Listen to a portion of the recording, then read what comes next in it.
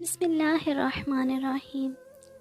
رسول اللہ صلی اللہ علیہ وسلم نے فرمایا، اپنے رب کا ذکر کرنے والا زندہ کے مانند اور ذکر نہ کرنے والا مردہ کے مانند ہے، اور اللہ کے سوا نہ کوئی تمہارا سچا دوست ہے اور نہ ہی کوئی مددگار۔ اس کی شان کچھ یوں ہے کہ جھولیاں بھر دی جاتی ہیں اور دینے والا نظر نہیں آتا۔ تمام رشتوں میں سے سب سے کمزور رشتہ ہماری روح کا ہے، نہ جانے کب چھوٹ جائے، توبہ کرنے میں دیر مت کیجیے۔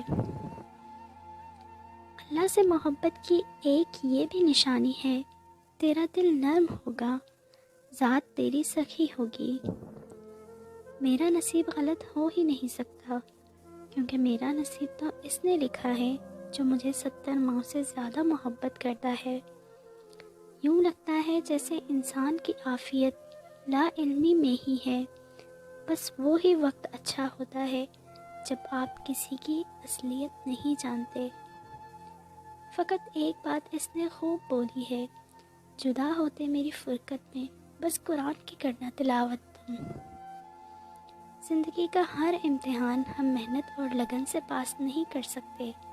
بعض امتحانوں کے لیے قسمت کے علاوہ اور کوئی چیز درکار نہیں ہوتی۔